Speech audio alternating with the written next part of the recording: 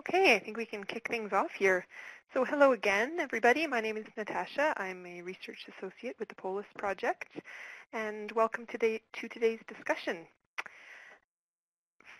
Today is our third webinar in the Polis 2016-2017 Creating a Blue Dialogue webinar series, and we are in our 7th season. So for those of you who haven't attended one of our webinars in the past, the goal of these sessions is to bring together water leaders and practitioners from BC and Canada in one virtual space and engage with some of the emerging and priority issues in water law, policy, and governance. And we couldn't carry out these webinars without the support of our various partners who are listed here on this slide. And I want to say a big thank you to all of them for their core support to this series. Before I hand things off to our speakers, there's just a couple of housekeeping items I want to mention. So the first is around audio. I have a blanket mute on the whole room. We're at capacity today. We have over 100 people registered for this webinar. So it would be quite distracting if we could hear everyone's background noise. But to deal with questions, we'll use the chat box, which most of you are using already. After the speakers have presented, we'll have a question period where I can read the questions out and the speakers can respond. So as folks are doing, if you'd like to take a minute to introduce yourself, who you are, what you're working on, a weather update from your region, that would be great. It helps us kind of feel like a community. I'll make a couple of quick introductions here of our fantastic speakers. Our first speaker is Tony Maas. Tony divides his time between the Forum for Leadership on Water, of which he is a founding member and director. And Tony is also Manager of Strategy for Freshwater Future, which is an organization focused on the health of the Great Lakes. And in both roles, Tony provides strategic direction, policy expertise, and builds partnerships. We're also really delighted to have Emanuel Machado with us today as our second speaker, and he will provide a local illustration to Tony's talk and introduce us to his work on eco-asset management. And Emanuel has worked with communities across Canada, promoting greater use of renewable energy, net zero buildings, water strategies, and sustainability frameworks. He is the CAO of the Town of Gibsons, BC, a beautiful spot if anyone has had the pleasure of visiting there, where he has developed the Eco-Assets program he'll discuss with us today. So we're very, very grateful to you both for participating. And with that, I can hand things off. So it's as simple as just pressing *6, Tony, and you'll be able to speak and advance your slides.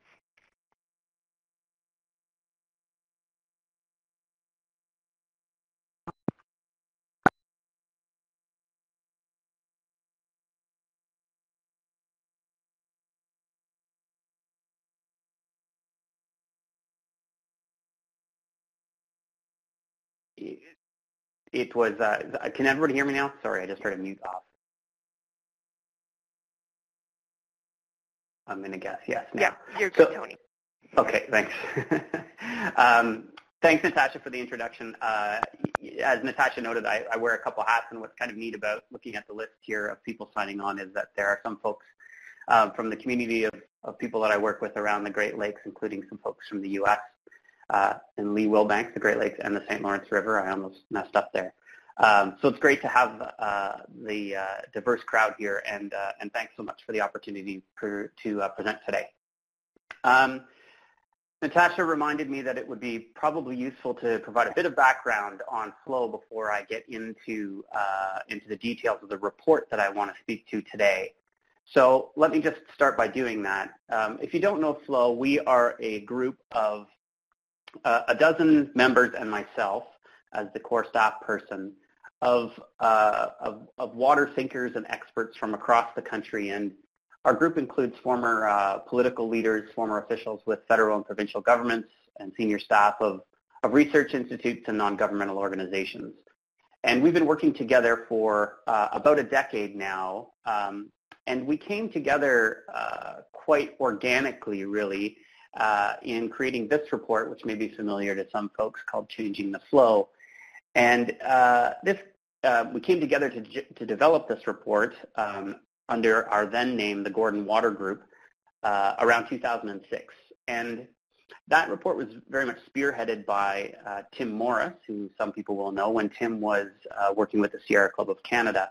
And as he began to pull this blueprint for action on freshwater at the federal level, together he reached out to a diverse group of people that eventually turned into the Forum for Leadership on Water, and many of the same members that participated in creating that report are members of FLOW still today. And I will just also note that our legal entity, we are a project of Tides Canada Shared Platform. So FLOW is a project on the Tides Canada Shared Platform. FLOW has been on a bit of a hiatus or been a bit silent for the last few years, but over the last 12 months or so, we've really leaped back into action. So it's good to be back and be working on water issues across the country again. In terms of what we do, we are very much a policy shop. We focus on freshwater policy issues, primarily working at issues that relate to senior governments, federal, provincial, territorial governments.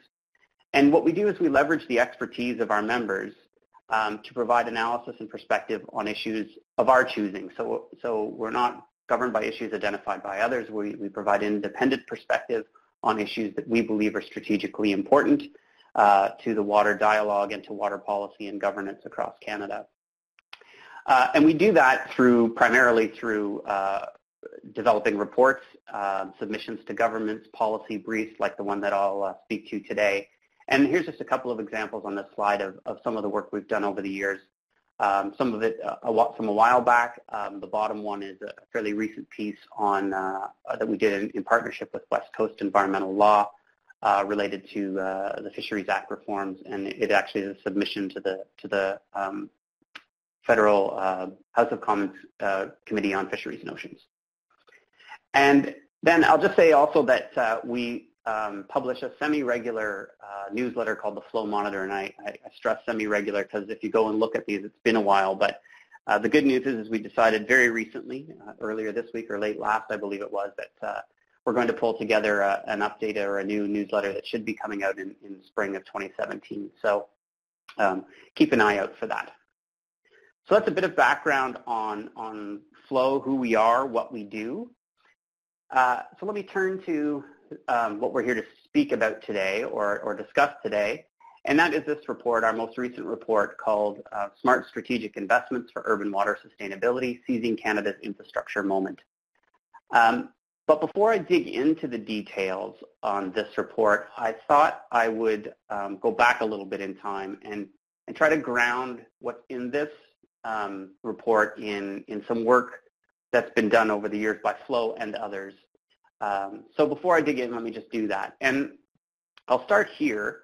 And this is a series of reports that came out of our hosts today, the Polish Water Sustainability Project. And these series of reports really focused on setting the stage for urban water sustainability and a body of work that the Polish Project put together very early in its existence. And I had the pleasure, I should say, of being a member of the team at Polish very early on when Oliver and a few others got the Polish Water Sustainability Project off the ground. And really what this work did was kind of set up a frame around questioning or looking at urban water use in Canada, and then thinking through challenges and opportunities related to demand management and water efficiency, and then began looking further beyond to different aspects of urban water sustainability. So the report that FLOW's put together most recently is very much grounded in this thinking and is informed by this body of work. So we framed this recent report around Canada's infrastructure moment. And let me just unpack that and what I mean by that for a few minutes before we get deeper into the details of the report. So the infrastructure moment in the sense that we were going to see substantial and long-term federal investments in infrastructure came to light during the 2015 election campaign. So this little clip is from the Liberal Party election platform.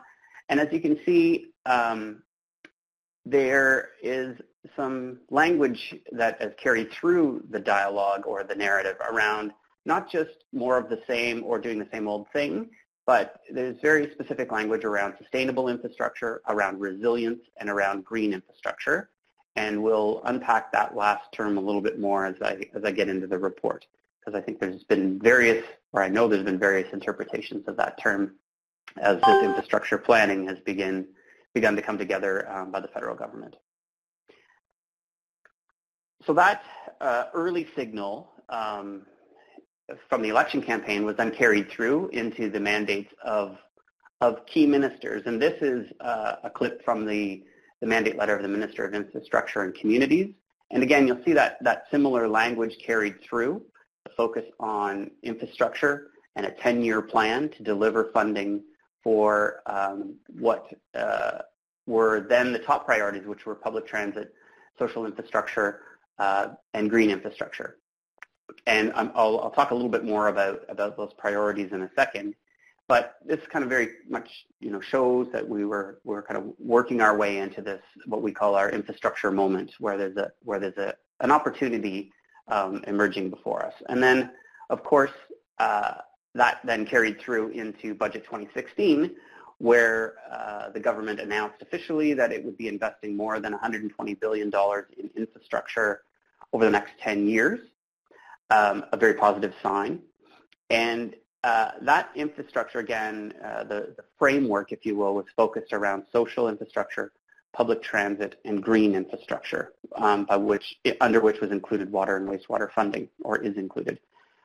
In the fall economic update, the government announced additional funding for infrastructure that has increased the total to around or just over $180 billion of investment over the next 10 years. And just so that I could get that framework of social public transit and green infrastructure right in my head, I went back just about an hour ago and looked at Infrastructure Canada's website, and I noted that there are now 2 additional categories, those being trade and transportation and rural and northern communities. So some additions there that may be signals for what's coming in the near future as the next federal budget begins to emerge. So that's kind of the framing around Canada's infrastructure moment. And I think the important thing that I kind of see in this and that flows on this is that it's, again, not kind of just about doing more, but about doing things differently, or at least the potential to do things differently. And that language around sustainability, resilience, and innovation is very important. I also thought it would be useful to tie this back to a report that Flo put together under the previous federal government when they were speaking in 2008 around stimulus spending for job creation, and that stimulus spending in part was to be directed at infrastructure. That stimulus spending ultimately translated into what is the Building Canada Fund. And many of the same ideas that are in this most recent report of flows were touched on in this Clean Water, Green Jobs policy brief that we published in 2008. And while we did get some traction with the government of the day, it didn't really seem to resonate over the longer term. So we kind of didn't pursue this element much further. But certainly as this new infrastructure moment began to appear on the horizon, we dusted this off and started to think about how we would reframe it in the new context, almost, I guess, a decade later. And clearly we weren't the only ones thinking about this, and we are not the only ones thinking about this opportunity. The Canadian Water and Wastewater Association, Canadian Water Network, and other national water groups are certainly, Green Communities Canada are certainly looking at the opportunity being presented by this infrastructure moment.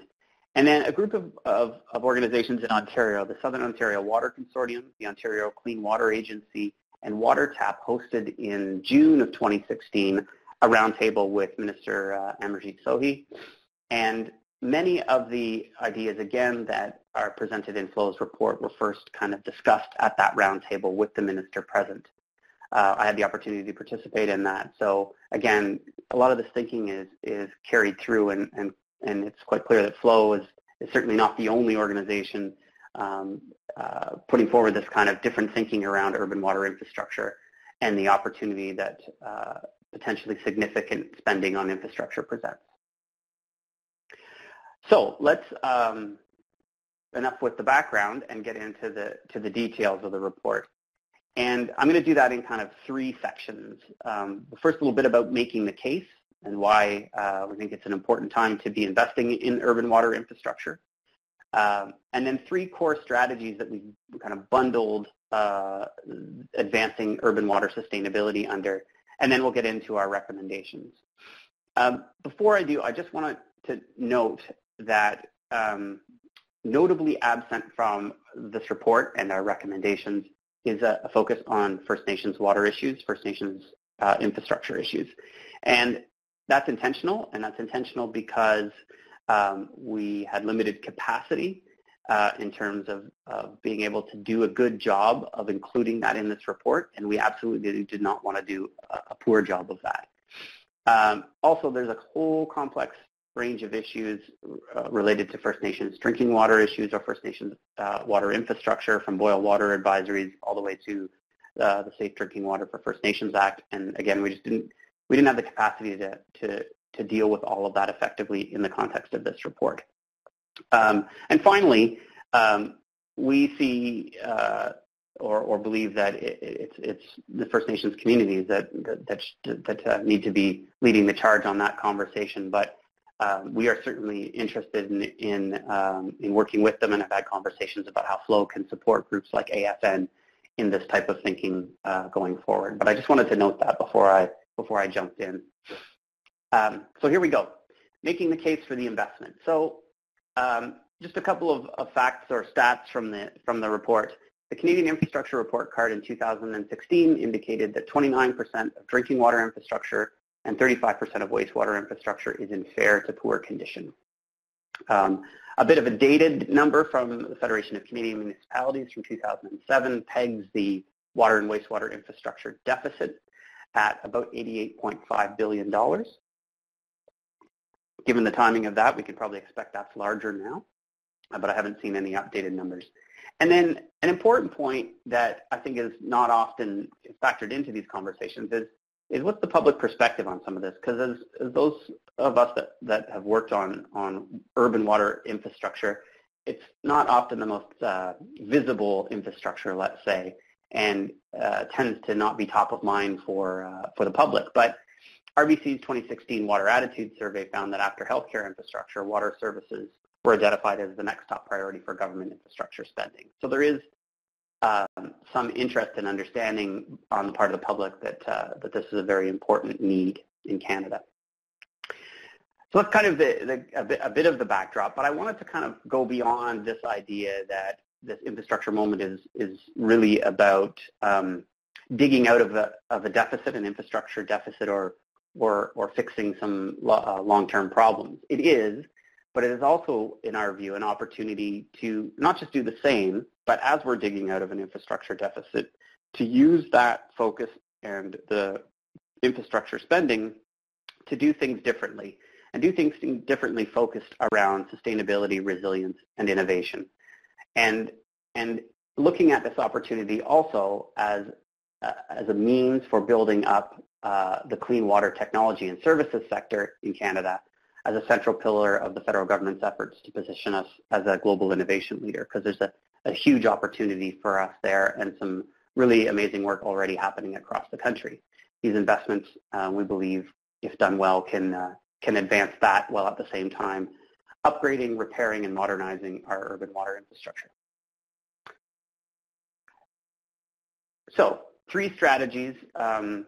I recognize that when you begin to compile a whole bunch of information from different sources and different perspectives, there's many different ways you can bundle up this type of information. We've drawn it together under these 3 strategies to advance urban water sustainability. So the first one, getting the most out of existing assets. This is really, in simplified terms, about recognizing that maximizing the performance and productivity of the infrastructure that we already have is typically the most sustainable and cost-effective way to increase the quality of water and wastewater services. So how do you do that? You do that through things like asset management and performance-based asset management, through comprehensive water efficiency and conservation, and tools like optimization of wastewater facilities. And just to paint that up with a bit of an example, and the report does include multiple examples or ideas in action that kind of color these recommendations or these strategies up a little bit. But this is an example from the Grand River watershed where I'm sitting, where Haldimand County, through a wastewater optimization program, was able to defer more than $10 million in capital infrastructure by optimizing their existing assets, by maximizing the performance and productivity of the assets that they already had in place as a way to delay or defer major capital investments. So that's strategy one. Number two, investing in green infrastructure. And I'll note here that, in the federal government's interpretation or definition of green infrastructure, they include what we, I guess, or many would typically also call gray infrastructure, the pipes and wastewater treatment facilities, drinking water treatment facilities that are common. What I'm talking about here, and using the term living green infrastructure, are things like both natural assets like healthy functioning urban streams and forests, but also human-designed elements like constructed wetlands, retention ponds, bioswales, those kind of things, the kind of deeper green or living green infrastructure, if you will. And just to put an example here, as part of a citywide plan in Vancouver recently, Council committed to capturing and treating 90% of average annual rainfall through implementation of green infrastructure. So an example of where municipalities are leading the charge and where infrastructure spending targeted in this direction can help municipalities deliver on these, what I would call pretty visionary goals being put forward at the local level.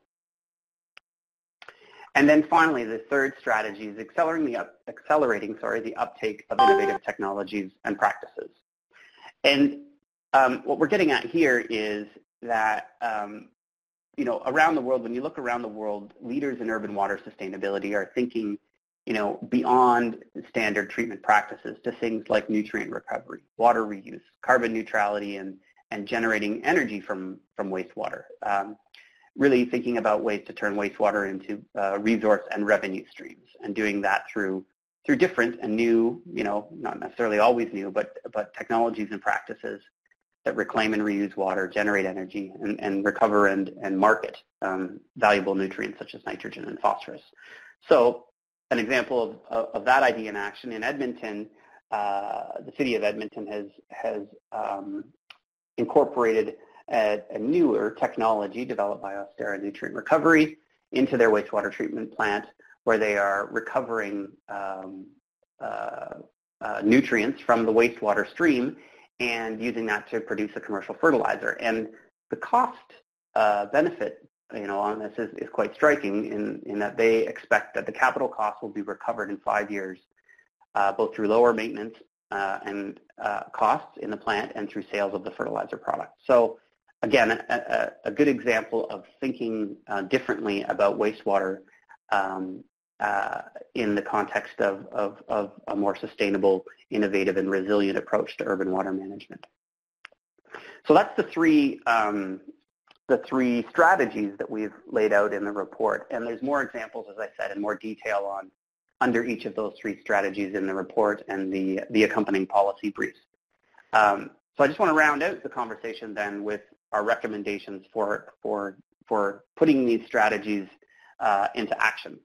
And again, we've kind of bundled these into three categories. And the first one is, oops, I'm clicking the wrong thing. There we go. Project assessment criteria, and criteria that prioritize sustainability, resilience, and innovation. And you'll see that language come up again through each of our recommendations.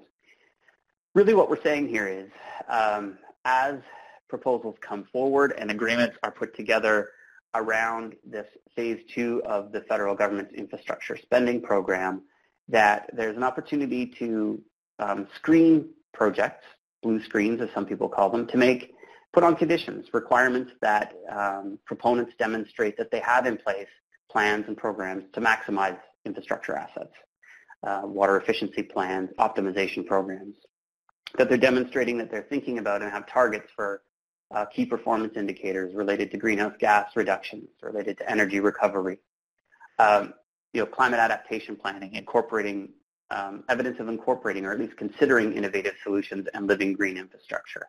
So this is kind of the screen, putting conditions, the preconditions on infrastructure spending and looking at proposals through this kind of blue screen or this lens.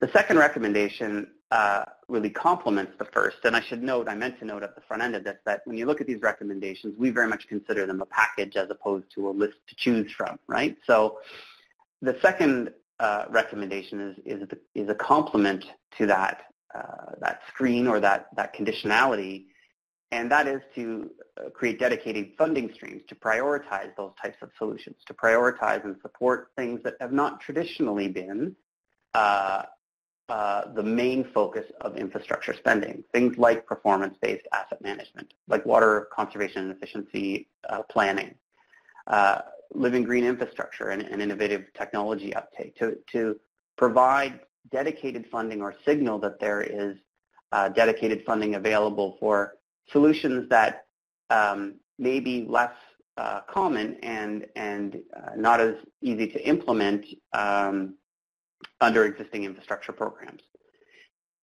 And then finally, looking at it from the regulatory perspective. So our recommendations here cover not only the fiscal policy, decision-making about how money flows, but also regulatory considerations. And the recommendation here is really about modernizing existing wastewater regulations, the water effluent, I'll never get this right, what they're called, regulations under the Fisheries Act. It's correct in the report. I had to summarize and shorten here from my slides.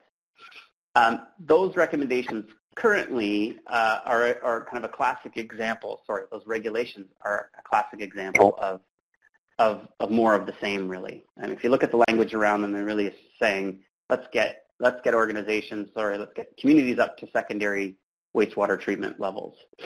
And that's good. There's nothing wrong with that, but it's far from transformational or innovative, really.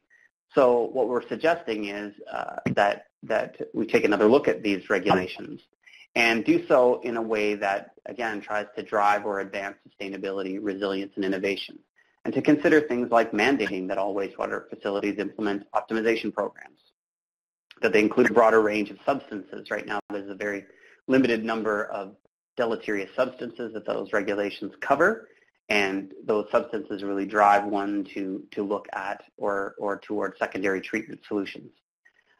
Moving beyond minimum standards and looking at other tools that reward those that are going beyond, and looking at new solutions like nutrient recovery, and then considering regulations that require municipalities to set targets for nutrient recovery, for water reuse, greenhouse gas reduction, and energy consumption. So really kind of rejigging the regulatory framework to advance innovation and resilience and sustainability. And again, more on that in the report and the policy document or policy brief. I see I'm getting close to my time. Good news is I'm also close to the end of my presentation.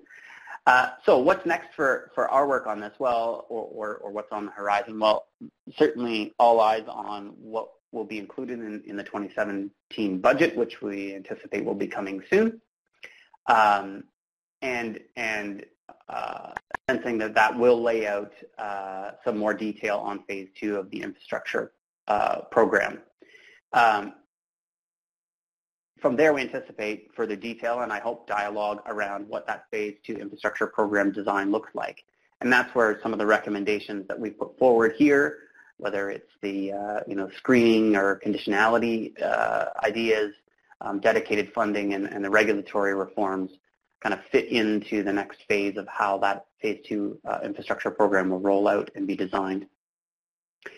We're considering some kind of comparative analysis, at least top-line look at provincial and territorial infrastructure programs, recognizing that as this money flows, it tends to flow through bilateral agreements with each of the provinces and territories. And then, you know, I just seeded this as we pulled this together in discussions leading up to this webinar, that there are a lot of people across the country working broadly on urban water sustainability from different aspects of the issue, from different parts of the country and at different levels, you know, from some kind of our high-level policy work to community groups on the ground, municipalities working on these issues. And it begs the question as to whether there's an opportunity to better connect that urban water sustainability community in Canada. So that's pretty much the end. I just want to wrap up by saying thanks. We'll get to questions afterward. And I want to recognize, this, while I still have the floor, the funders who have supported us in this work, and they include the ECHO Foundation, the John and Pat McCutcheon Foundation, and Tides Canada through funding under the Our Living Waters initiative. So thanks for your time, and I'm looking forward to hearing what Emanuel has on offer for us. Thanks, Tony. That was an excellent and very, very helpful overview. And Emanuel will now give us a closer look at how some of these ideas are coming into action. So Tony, if you can mute your line by pressing *6, that would be great. And Emanuel, it looks like you've already unmuted, so thank you, and take it away. Thank you, Natasha, and good afternoon, everyone. Appreciate the opportunity to share our story with you. What I wanted to share today is how the Town of Gibsons over the last 3 or 4 years has been incorporating natural capital considerations into its operations, its plans, and its decision-making as well. We're a small town of about 4,400 people, and we have our own water system as well, our sewer system, and we also have a geothermal utility that we service about 50 homes. Nature and the ecosystem services that it provides is a fundamental component of a municipality's infrastructure system. In Gibsons, many of the key services that we deliver to our citizens are in fact directly or indirectly delivered by nature itself. Our drinking water is stored and filtered in the Gibsons aquifer, and we delivered untreated to about 3/4 of our community. Our stormwater system, still over 60 or 70% of it it's natural or semi-natural, and it's a combination of creeks in our forested areas and our soils, and that treats the majority of our stormwater. And being a seaside community, our foreshore, we've got about 3 kilometers of it. 2/3 of it still in relatively natural shape, and we're restoring our section using sort of a green shores approach. In all of these examples, nature has been highly reliable and cost-effective to manage as well. To adequately manage these assets, these delicate assets, we've defined a sort of a revised practice for local governments that integrates elements of asset management, of financial planning, and ecology to, in essence, create sort of a compendium to asset management plans, which has been missing in our business. From an asset management perspective, it's really our core business, and it's where we, with what we have the most experience with, we've been primarily maintaining this infrastructure, although up until recently, we've mostly been in the business of sort of building it without much thought about what about maintenance standards and replacement costs and so on. So we're relatively advanced on asset management, and certainly adding this component to it as well as enhanced our program substantially. From a financial planning perspective, the fit hasn't been as good, and we lack a lot of sort of modern tools and approaches that haven't necessarily been available to us from a financial planning perspective. We have been thinking more from the perspective of understanding our risks and liabilities when you're relying on nature to provide you with a service, and that opens a series of questions. In general, the accounting standards that we have today. Sorry to interrupt you, Emanuel. I just there's a couple people mentioning that that they can hear you, but you're a little bit quiet. I just wanted to let you know that. Okay, and just move the phone a little bit closer here. Like that. See if that works best. So from a financial planning, the tools that we presently have, our accounting standards, don't recognize natural assets and some of these assets that we want to include in our financial plans. But nevertheless, in the absence of those, we have been obviously using these services and benefiting from, and have been funding its monitoring and ongoing maintenance as well.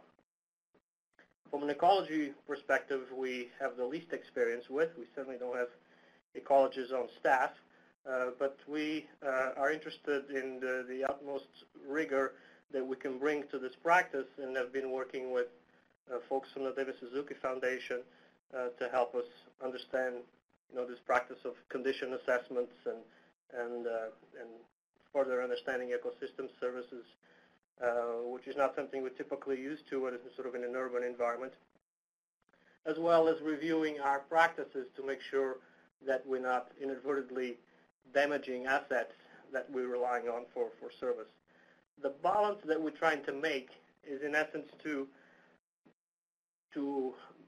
preserve and in some cases restore our natural assets to the highest ecological integrity that we can have, and at the same time maximize the service provision of those assets for stormwater or drinking water or all these other services that we get. And it's a fine balance, and we want it to be understand what that means for us. As a city, it's not unique to Gibsons. We have many challenges and opportunities as well. Nature itself is undervalued, is underpriced, and it's overused. It's taken for granted for the most part, and certainly Canada is very fortunate to have beautiful areas that makes it easier for us to sort of assume we've got plenty of it, and the Great Lakes are certainly an example of that. And the environmental damage that has occurred in our atmosphere, in our oceans, and in our soils certainly speaks about our overusage of nature itself. As Tony's report sort of has pointed out, in other areas as well, our infrastructure is decaying at a faster rate than we can afford to replace it. And certainly climate change and its advanced pace has not made things any easier for us. So we've got quite a gap in the assets that we built in the 50s and 60s and are coming due now, and we're trying to use that opportunity to ask ourselves, should we just get another pipe, or should we be considering a role for nature where we can? And we certainly, with that understanding, have found some, and I'll share a couple of those with you as well. I wanted to also mention the lack of regular funding that we continue to have. I'm sure some of you know that for every dollar of taxation in this country, municipalities, have 7 or 8 cents to do what we do. And I think they need to find ways of, beyond grant applications, to have a bit more to work towards the financial sustainability of local government. Nature itself knows no boundaries. From the top of that mountain, Mount Elphinstone, to the ocean, if you can imagine a cubic meter of water, it has to travel through 6 agencies that have their own regulation and approach and standards, and we are sort of at the bottom of the hill, have to contend to what's coming our way and adjust our infrastructure to address what the water that's coming towards the town. I think that integration could bring a lot of benefits. to nature to start with, and also to the agencies that are involved. I'm talking about planning from a watershed scale, which is something that in Canada we're not doing as maturely as we probably need to. I think back to the late 90s when we were talking about sustainability, and we're mostly talking about sustainability at sort of the appliance level, whether our computers were Energy Star and so on. We got into another scale, more of at the house level, and I've been working about making our homes more efficient.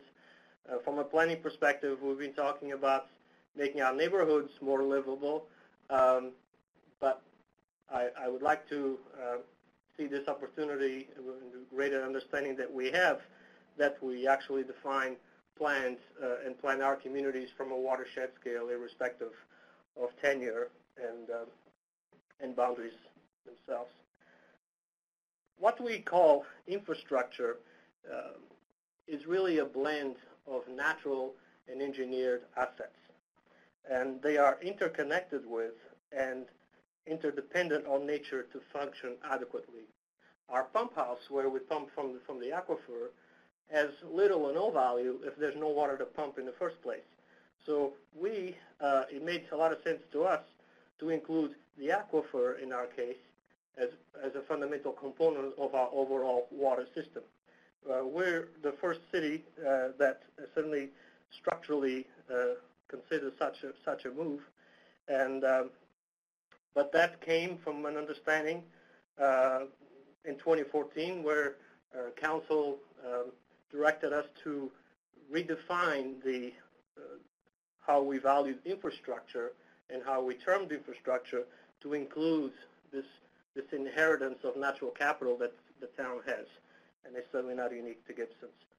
So our official community plans, our strategic plans, have all gone through a natural capital lens, and from an official community plan perspective, we, in essence, came to the realization that there was a disconnect between what we're asking our development community to build and our ability to maintain going forward.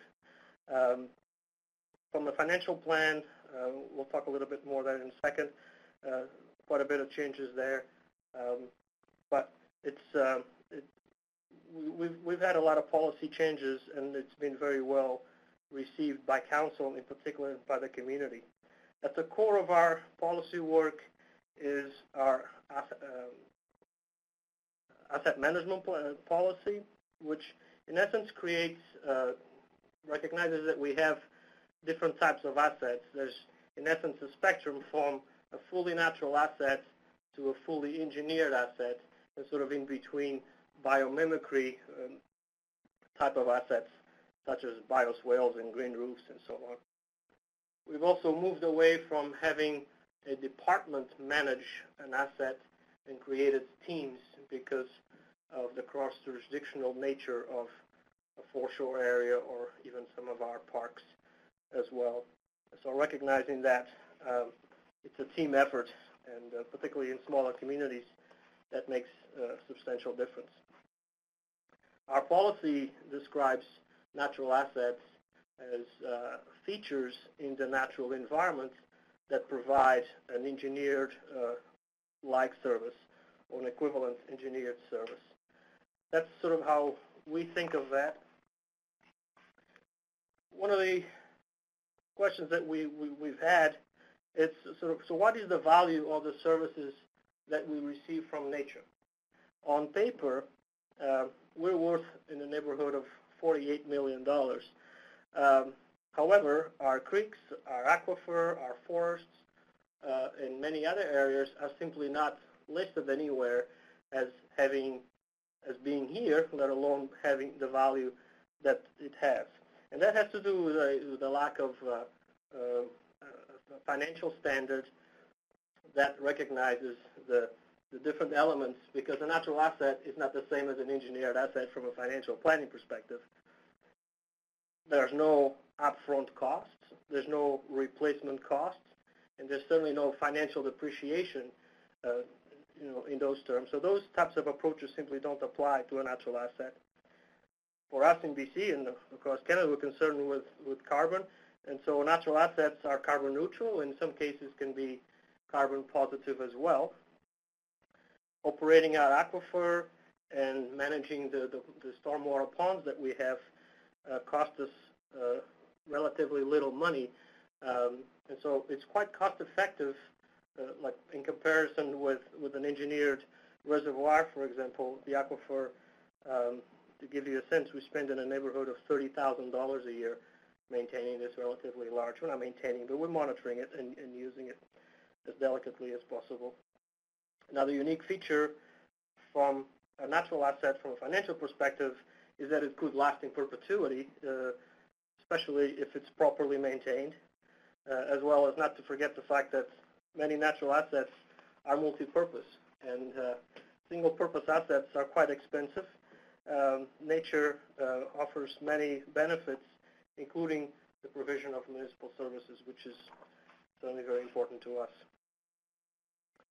We have been trying to make financial decisions, notwithstanding the lack of some of these standards, but nevertheless, we're not going to wait for a standard to recognize the fact that we benefit from natural assets and the services that they provide have value. And so we try to think about in terms of the basic approach is what would a replacement cost be for, think of the value as sort of equivalent to an engineered replacement, for example. So what type of reservoir would we have to build to do the service that the, not to mention a filtration plant, that the aquifer is providing for us? Let's just say that we presently don't have that kind of money sitting around. We've been working for the last 2 years with our federal and provincial governments to make sure that the Build Canada funds, the Green Municipal funds, and others recognize and give sort of a fair chance to the town of Gibsons applying for restoring a wetland versus somebody that wants to increase the size of their stormwater pipes. So I'm happy to report that we've got confirmation that all the federal programs and in BC as well recognize fully natural assets, and that's an important consideration for us. In BC, we've got development cost charges, and recently, late last year, we updated our bylaw, and it's relatively unique, this bylaw, because we're proposing to have developers pay for the growth, the infrastructure that we need to support growth. We're investing in natural capital. So what I mean by that is our stormwater system, for example, what we plan to build over the next 20 years is mostly expanding forested areas, ponds, and some of the ditches as well. We expect to have even greater percentage of natural assets within our stormwater class of assets, if that makes sense. It's very effective to the town, and we used a new tool that you'll be hearing about in the next little while, which is so it's a guidance document for natural asset assessments that we're developing here in Gibsons and to the Suzuki Foundation and others, which in essence takes the biophysical assessment of a watershed and also introduces socioeconomic considerations using the INVEST models from Stanford, from the Natural Capital Coalition, and any municipality should be able to do that right in-house, I should say. So those are the types of sort of new tools that are coming, because we need to demonstrate solid business cases for nature and nature services so that we can, give a fair opportunity for the decision making and to enhance the quality of the decisions. And council, faced with those two options, increase the sort of the engineered approach or invest in nature, and certainly nature won the day. And so the business cases for nature, as they come forward, I'm quite confident that we have good cases to show. I think an even bigger question is whether we as communities can afford not to maintain these assets. Because if we're relying on nature to provide us with these key services, what is the level of risk and liability that we're prepared to accept? You know, with the interesting weather that we continue to have, our older assets, particularly the storm assets, really struggle. Our natural assets, on the other hand, our ponds and our creeks and so on, their resiliency is a lot more substantial. And so we, from a risk management perspective, in our experience, nature has a substantial advantage. Our provision of drinking water, we're relying on nature to store and filter our water. And just to give everyone a little bit more comfort, we instituted a monitoring program for the aquifer, and so we can sort of keep an eye on sort of any long-term impacts we might be having on that type of asset. We also have to think about impacts of an asset failure from a financial perspective and a risk, you know, loss of life or property damage or business interruption. We have a previous history of, you know, regular flooding in upper and lower Gibsons because of inadequate infrastructure and inadequate sort of understanding of our natural systems as well. And do we have the funds to replace some of these assets with an engineered option? Certainly in the case of many of these, including the aquifer. So just being aware of that, I think it's very important. And we have been working with our financial auditors to help us, you know, manage those risks and in a way that it's adequate. I should note that once the insurance industry pays attention to something, things move. So we, last year, the Insurance Bureau of Canada recommended to the federal government that there be substantial investment in green infrastructure as a way to help Canada mitigate its climate risks. So I think that's a very strong public stand that we should ignore. Our goal ultimately is to have infrastructure assets that are the most natural, that are the most energy efficient, most reliable, and cost the least to operate over the long term. And we can't meet our goal without managing our natural assets, and we are doing that. We have been trying to share our story with the community and others. We want to enhance the connection between nature and infrastructure and people.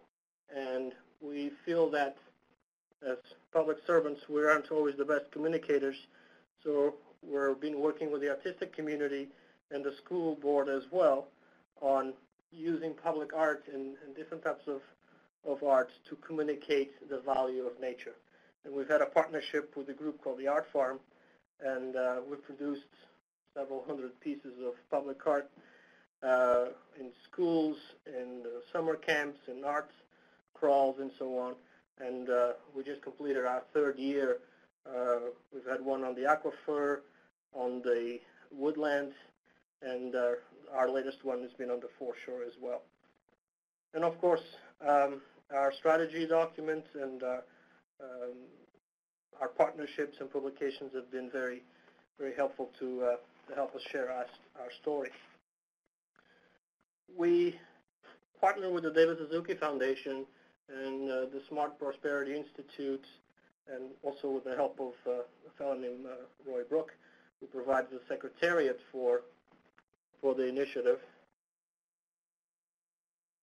who created the Municipal Natural Assets Initiative, which is creating a framework and a model to help communities in Canada assess and understand the natural assets that they have, and in essence, and then add those to their asset management plans.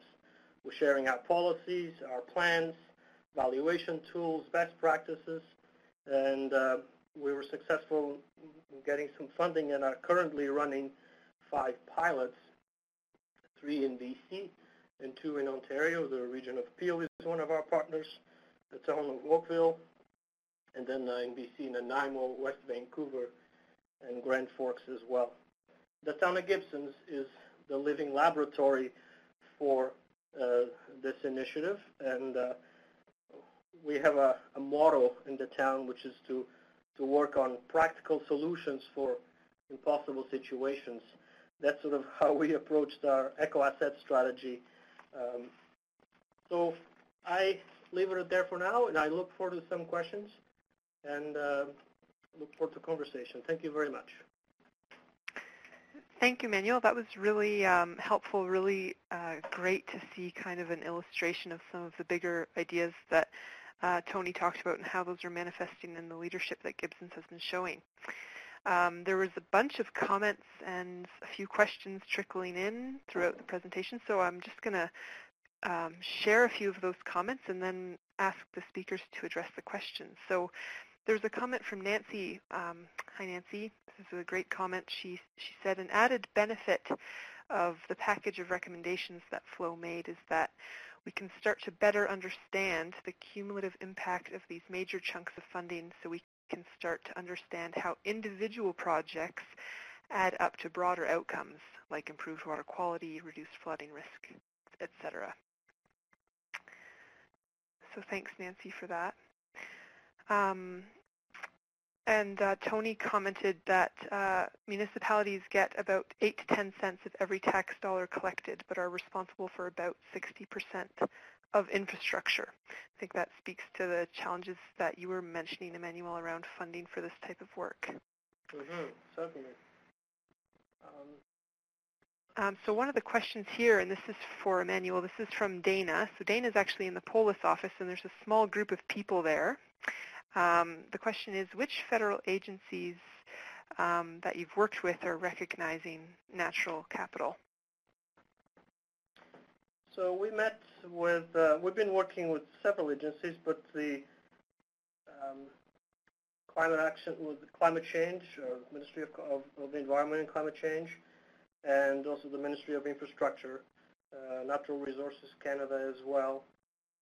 We so that's at the federal level, and of course here with the province of BC. We have been making several strategic partnerships with the Water Sustainability Group here in BC and asset management groups across Canada. We've literally met with all of them. It's been very, when we spoke with the federal government, we've been trying to, similar to what Tony was talking about, quote unquote, sort of influence and enhance the understanding of not only the value of nature and its services, but also I still feel that we need to pin down a definition of green infrastructure. Is still quite, I don't think, fully understand by all, but that's one of a minor issue.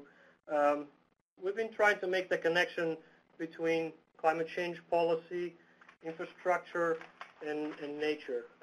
These things aren't separate entities. To the federal government, to the Ministry of the Environment, we made 4 recommendations. Maybe I can just run through those very quickly. That we want the federal government to fully recognize, similar to what we did, sort of recognizing the role that nature plays in our communities and in our urban settings as well. Recognizing the climate change plans, the carbon sinking and the storing and sequestration aspects of natural capital. We also made some recommendations around continuing to support Stats Canada Measuring Ecosystems, Goods and Services Initiative, because they're, in essence, mapping Canada's natural capital on a grander scale, and we're doing that in the community level at a very granular scale, and we certainly, I think we can add a lot of value to theirs and vice versa. And lastly, we asked the federal government to issue a directive to all federal agencies, similar to the White House's 2015 directive, that to develop and institutionalize policies and considerations about ecosystem services in terms of planning, investment, and the regulatory context. Thanks, Manuel. There's a question here from Amy, and it's again for Emanuel, but actually I'd be interested in your thoughts on this question too, Tony, from a national perspective. What suggestions would both of you have to a highly urbanized community, like the city of Vancouver, or I'm interested too, for the city of Toronto or other large centers that have largely lost most streams, natural shoreline processes, and canopy cover continues to decline? Can you speak to that, Tony? You'll have to unmute by pressing *6. Maybe I just let Tony go ahead first, and I can add a couple comments after. Sure.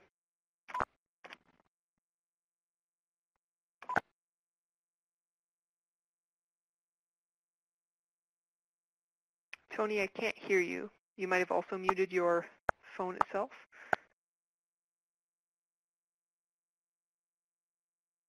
Oh, you're right. Can you hear me there now? You go. Yeah. Sorry, I think that *6 does both mutes on my phone or something. I was going to push that off to Emanuel first, but I think what I would say is, as somebody that's not kind of the on the ground or at the local level practitioner, that I mean, a lot of the points that Emanuel has made around ensuring that that the priorities for these types of kind of solutions, right? So whether it's compensating for lost streams or recovering or revitalizing existing streams, restoring streams in urban areas, just needs to be a lot more movement on recognizing those as the natural assets or natural infrastructure that Emanuel is speaking to. I mean, we have a great example here in Kitchener, where I live, where an urban stream was channelized, right? It became a concrete channel, and the city recognized a couple of years ago the stormwater benefits of pulling out that concrete and turning it into a renaturalized stream, and went ahead with that, and the project has now won some kind of awards for kind of innovation in terms of that type of solution. So I think, from the national level, it's, again, recognizing that these are the types of solutions that many municipalities are looking to, and these are the type of solutions that I think are much more durable and from an investment perspective, are often the wiser investment when you look over the longer term on return on investment and maintenance. Maybe I can add a couple comments to that. Please, yeah. I think pardon the expression, sort of stopping the bleeding would probably be the first thing. What I mean is we're still losing a tremendous amount of natural capital every year on a worldwide scale, certainly faster than nature can restore. I think urban environments have a great sort of disconnect between, again, what I was talking about. We tend to be our worst enemies. Our development standards, we literally require landowners to strip everything off and replace it with an engineered system rather than perhaps starting by doing a natural capital assessment of a site before it is developed. I think where we're seeing that in the sort of Seattle area and Portland and so on, and BC is going that way too, is to have pockets of green infrastructure in private property or wherever we can place them, obviously whatever is more appropriate, recognizing that the opportunity to completely transform large urban areas into green space, it's not always possible, although I want to point out the examples in Dallas and in New Orleans after repeated failures with engineered infrastructure are expanding their park areas, which are now becoming large stormwater assets. And renaturalizing creeks, as Tony pointed out, one of our pilots in West Vancouver example is, in essence, we're helping them create a business case beyond that can be used to for renaturalizing more, daylighting more creeks in communities. I think it's still quite possible in many areas. So those probably would be it from me. And a follow-up question there from the team at Polis. They're wondering if you can provide some details on where and when the guidance tool you mentioned will be available. If you could share that with us now, I can also circulate documents after this webinar. Certainly. The tool is already it's here. We use it here in Gibsons. We kind of we're the guinea pigs for that. We've been having that peer reviewed by folks like the Partnership for Water Sustainability because they have already been doing, like many others on this line, a lot of work on watershed planning, and we want to make sure that it has the rigor that is necessary. It's primarily a tool for local governments to analyze their options in terms of when and where to naturalize their assets. One of the challenges that we're having in terms of before we release this tool is we want to make sure that it stays in the public realm, and we've been working with some folks in the engineering community as well, because that type of tool and frameworks and so on, we want to make sure that we've got some solid principles that can all agree moving forward. We expect to publicly release the tool in the spring. Michelle Molnar in the David Suzuki Foundation is the contact for that. She's the one leading that initiative, and certainly I can certainly share with you her contact information if anyone is specifically interested in that. I'm not at liberty to release the tool because it's sort of being jointly developed, but the intent is to make it public, and it's free as well. Thanks, Manuel. And here's a question for both speakers from Andrew McCammon. He's asking if either of you have a comment on the tension or the stresses between retaining green spaces for some of the purposes we've been talking about in terms of stormwater and that kind of thing versus increasing urban density.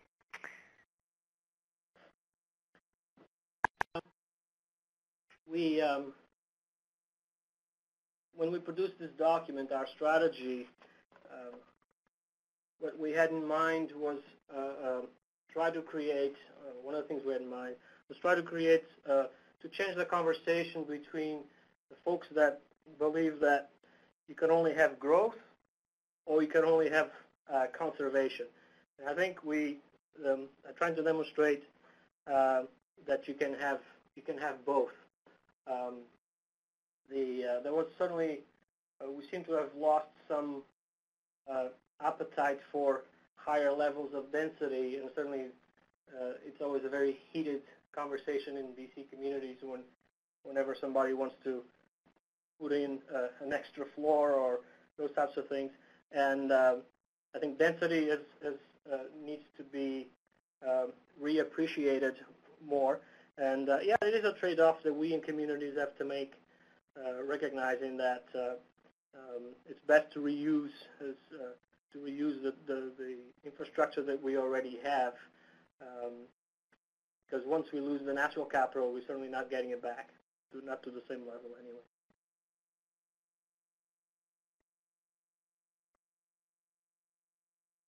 Okay, thank you.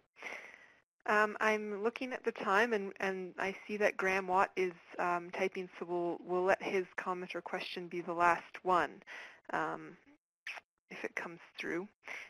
But in the meantime, I wanted to give both Tony and Emanuel just a chance for any kind of closing thoughts or reflections. Tony, do you have anything else that you wanted to conclude with? Not a whole lot. I mean, I think this is a great testament to you setting up a great webinar and have a kind of complementing high-level perspective that we're trying to put forward to look at this infrastructure moment as an opportunity to do and advance across the country much of what Emanuel and his team are driving at the local level. And there's plenty of examples of it, and I think in my view, the kind of package of recommendations that we put forward in our flow report is really focused on leveraging the opportunity to make these types of solutions and this type of thinking the norm instead of the new and emerging project. And that's a long time frame, and the positive opportunity that again I see is a commitment to a decade-long infrastructure plan.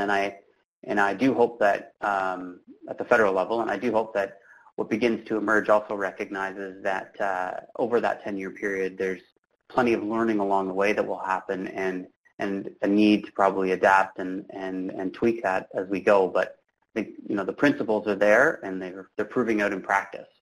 So I'm optimistic and hopeful, and looking forward to see what comes out as the federal government at least develops its next phase of infrastructure planning spending. Thanks, Tony. And Emanuel, I'll give you the last word before we sign off for the weekend here. Certainly. I don't want to get in the way of that. From our example, what we're trying to demonstrate is that to responsibly manage communities and to manage the infrastructure that's required to provide people with services, we have to manage our natural capital within our watersheds. In our case, what we're demonstrating is that it pays to invest in nature. It's cost effective in the short term, in the long term. It's reliable from a risk perspective, and it can help us meet many other goals in terms of our challenges with climate change. And we've left out a tremendous amount of benefits that nature provides. Habitat, pollination, climate mitigation, and so on. We've been trying to be very disciplined with, coming from a local government perspective, but we could produce, 20 other guides for the types of benefits that nature provides. So I really don't want to. Gibsons, as I mentioned, we're a small town, and we didn't hire anybody new to do this, and we're just reframing our approach. And I think if Gibsons can do it, so can and should others. So thank you very much. Thank you, and thank you again to both of you for taking the time to share this research and these experiences. It's hugely appreciated. There's been a lot of really rich insights here, and I'm really glad that we're ending on such an optimistic note for the weekend as well. I think that, like you've both said, there is a lot of positive things happening that we can be optimistic about. So thank you, and thank you to everyone for participating and for your great questions and comments. We will share the webinar slides and the reports and a recording of the webinar, so watch for that in the weeks to come. Thanks again, everyone. Thank you. Thank you. Bye.